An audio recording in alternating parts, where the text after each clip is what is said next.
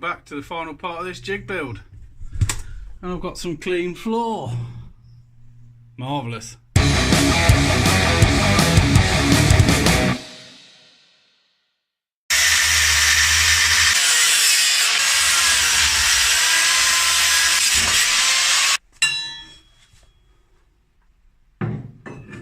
Right then, so what I'm going to do with this part here, I've cut it at an angle,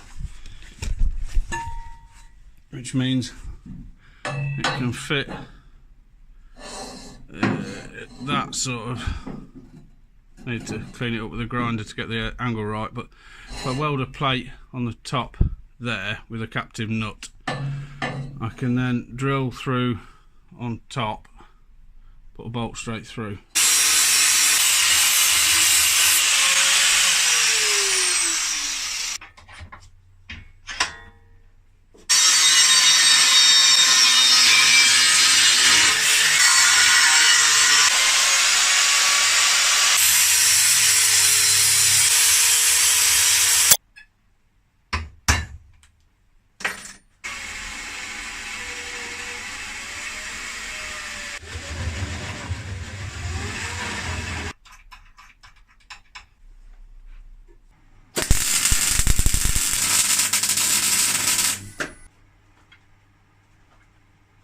Now I have a little plate with a nut welded to the inside, and that can fit nicely in the end of there.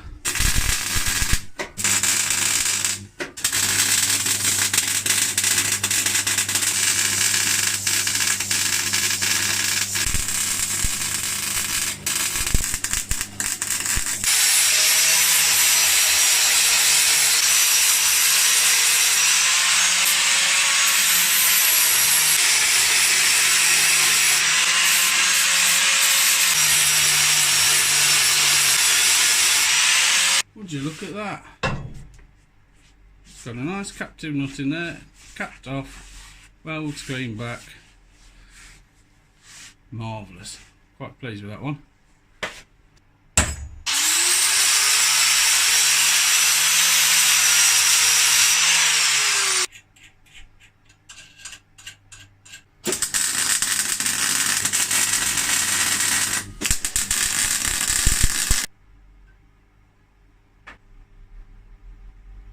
Well, this is good news. Got this section bolted in at the top there, and I've got it bolted through the floor of the car there.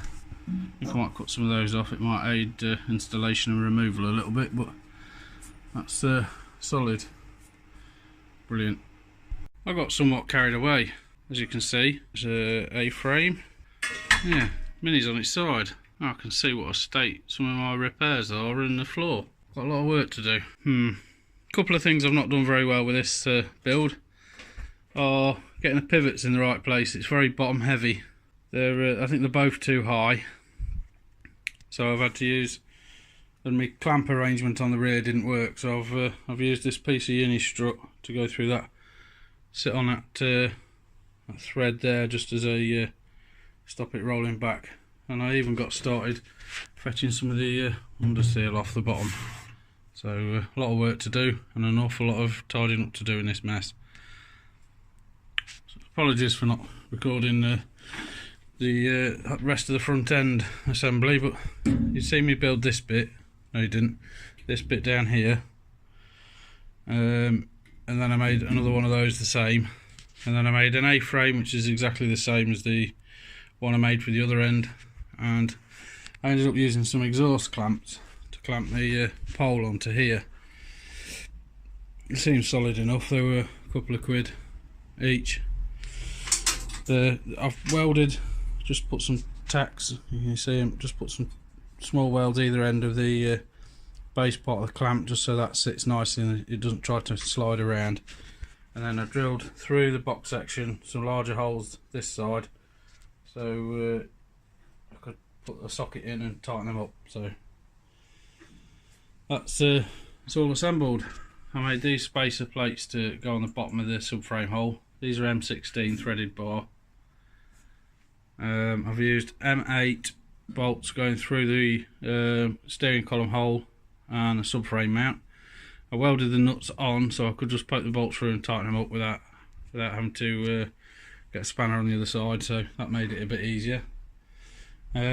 Something else I did, after I'd sat this bit in this cross piece here, it was sliding backwards and forwards a bit, so I just welded the U-bolt with another exhaust clamp in there just to centralise it, keep it where I want it.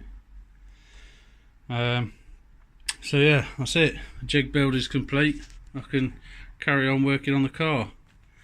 I think the next videos for the Mini are going to be cleaning up the floor and seeing the bits that I need to repair. Thanks very much for watching, guys. Feel free to drop a comment below and let me know what you think. Give me any other ideas of where you think I could improve it now, or what you'd have done differently to what I've done. That would be interesting to see. I think most people will probably say they'd have gone out and bought one rather than trying to make one, but I've really enjoyed trying to make it. Something I've not done before, so it's been a learning experience. Thanks again for watching, guys. See you later. One last thing I should say is, anybody who's thinking of getting a jig or building a jig to work on their Mini, I would say do it, because I've just spent a little bit of time today since finishing the jig cleaning up this bit of floor here, and how much effort would that have been lying on the floor on my back? Whereas I can just stand here, and I've used a heat gun to heat up the underseal, scrape it off, and then wiped it down with some thinners. See, that's what kind of state it was in. Just unbelievably makes it so much easier. I've got a question though. Can anybody tell me why the majority of the paint, it looks like some sort of primer colour, and then there's a little bit of blue on the side of the ribs? Same on that one. Oh, we're getting some light problems here. Same there, and same there too. It's a bit odd. I don't know why they've done that. It's probably why they rust so much. I've certainly found a lot more scabby bits and pieces than I thought there would be. Got a fair bit of work to do still on the floor, but I can access it now. This is amazing.